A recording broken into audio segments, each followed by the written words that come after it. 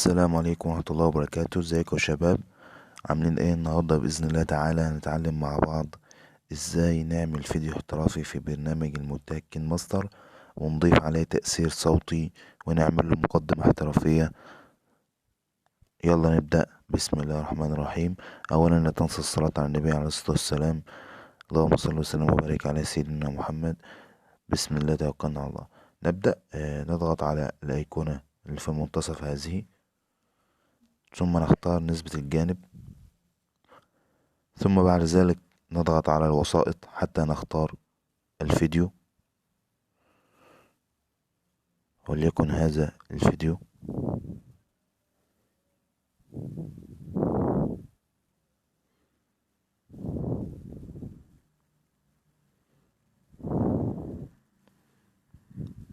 كما ترى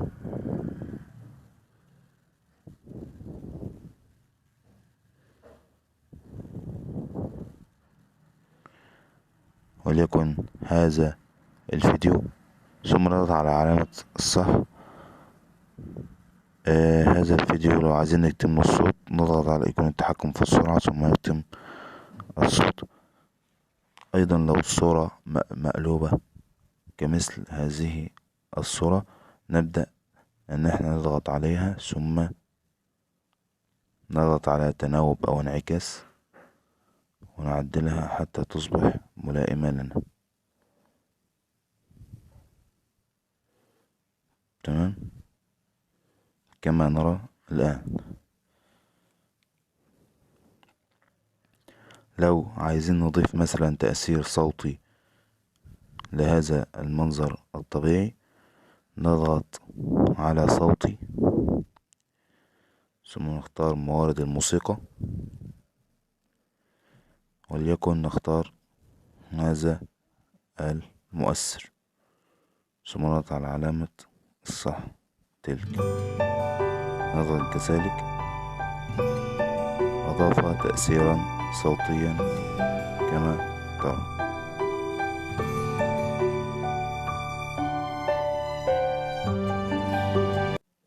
بعد ذلك عايزين مثلا نضيف خلفية ونكتب عليها لا تنسى الاشتراك في القناة وهكذا. نضغط على الوسائط ثم نضغط على الخلفية ونختار الخلفية مثلا هذه ثم نضغط على علامة الصح. ثم كما تعلمنا سابقا نكتب على تلك الصورة ثم عن طريق اختيار طبقة ثم نختار نص ونبدأ بالكتابة عليها. مثلا لا تنسى الاشتراك في القناة وتفعيل زر الجرس واضغط لايك حتى يصلك كل ما هو جديد.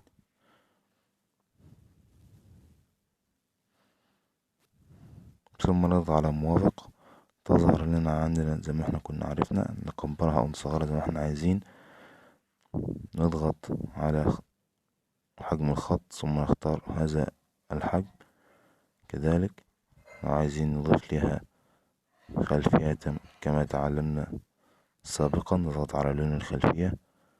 لو مثلا نحتاج ان نضغط على لها ظل نمكن لها ظل وليكن هذا الظل ثم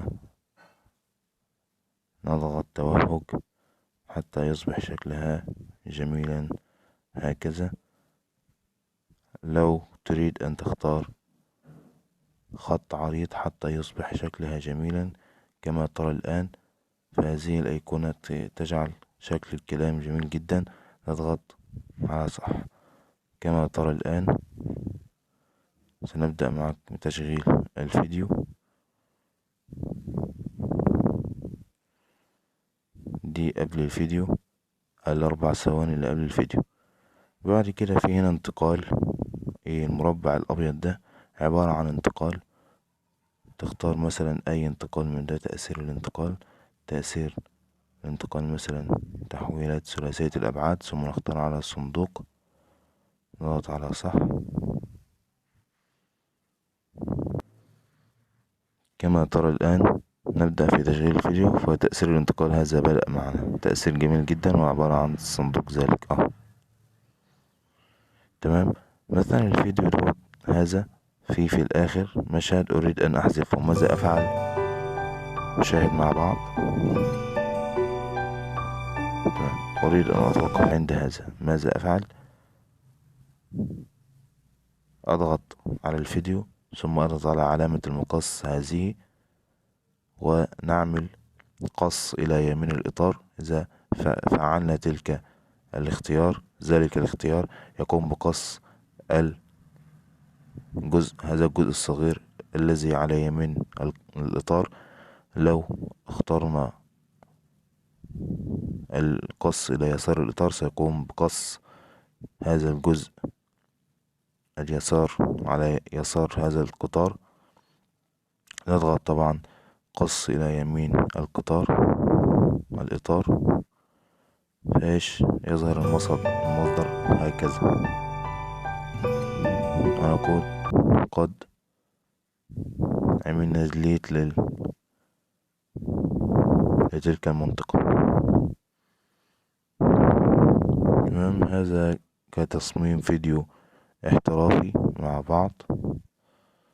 لا تنسوا الاشتراك في القناة حتى تصل تلك القناة إلى عدد كبير من المشتركين، وفعل زر الجرس واضغط لايك. والسلام عليكم ورحمة الله وبركاته.